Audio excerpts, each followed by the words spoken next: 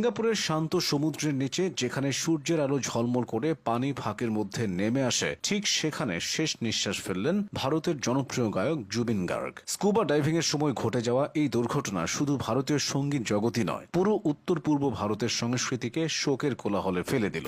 জুবিনের জীবনের গল্পটা শুরু হয়েছিল 1972 সালের 18 নভেম্বর মেঘালয়ের তুরা শহরে। পরিবারটি ছিল সঙ্গীত ও সাহিত্য চর্চায় সমৃদ্ধ। তার বাবা মোহিনী মোহন বোরঠাকুর ম্যাজিস্ট্রেট হলেও কবিতা ও গান লিখতেন, আর মা ইলি বোরঠাকুর ছিলেন অভিজ্ঞ সঙ্গীত শিল্পী। ছোটবেলা থেকেই গানের সাথে ঘনিষ্ঠতার কারণে মাত্র 3 বছর বয়সে তিনি গান শুরু করেন। বাড়ির বাতাসে ছিল সুরের মাধুর্য, আর সেই প্রভাব আজও জুবিনের প্রতিটা সুরে স্পষ্ট। কিন্তু জীবনের প্রথম বড় ধাক্কা আসে 2002 সালে। তার ছোট বোন জানকী বোরঠাকুর, যিনি আসামের জনপ্রিয় গায়িকা ও অভিনেত্রী ছিলেন, একটি সড়ক দুর্ঘটনায় মারা যান। মর্মান্তিক ঘটনায় জুবিন তার শোকের গভীরে নিমজ্জিত হন। সেই বেদনা তাকে আর কখনো পুরোপুরি ছাড়েনি। বলা হয় সেই অভিজ্ঞতা থেকে জন্ম নেয় তার গভীর আবেগময় গানের সুরগুলো, যেখানে শোক, আনন্দ, প্রতিজ্ঞা সব মিলেমিশে ভেসে ওঠে। 1992 সালে যুব মহোৎসবে পশ্চিমা একক পরিবেশনায় স্বর্ণপদক জেতার পর জুবিন পেশাদার সঙ্গীত জগতে প্রবেশ করেন। সেই বছরেই তিনি মুক্তি দেন অসমীয়া অ্যালবাম অনামিকা, যা তাকে নিয়ে আসে পেশাদার মঞ্চে। কিন্তু আসল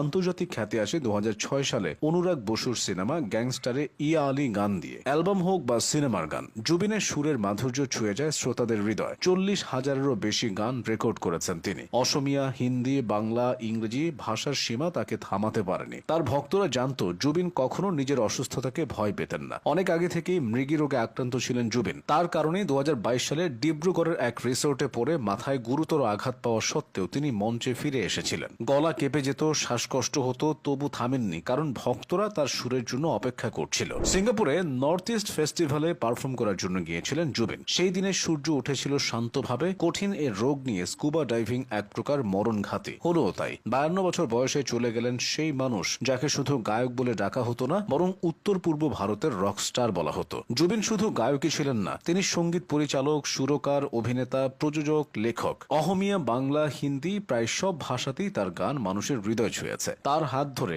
আসামের আঞ্চলিক সঙ্গীত পৌঁছে গেছে ভারতের সর্বত্র। তার জীবনকাল জুড়ে এক অদম্য আগ্রহ এবং সাহসের গল্পও ছিল। সঙ্গীতের পাশাপাশি তিনি সমাজসেবায়ও নিঃস্বার্থ ছিলেন। কালাগুরু আর্টিস্ট ফাউন্ডেশন পরিচালনা করে বন্যায় ক্ষতিগ্রস্তদের সাহায্য করেছিলেন। করোনার সময় গৃহীত উদ্যোগে নিজের বাড়িকে কোভিড কেয়ার সেন্টারে রূপান্তর করেছিলেন। যুব সমাজের আন্দোলনে, আর্থিক দুর্নীতি প্রতিরোধে, শিক্ষা ও সামাজিক উদ্যোগে তিনি ছিলেন অগ্রণী। কিন্তু মানুষের সবচেয়ে গভীর স্মৃতি রইল তার গানের জন্য।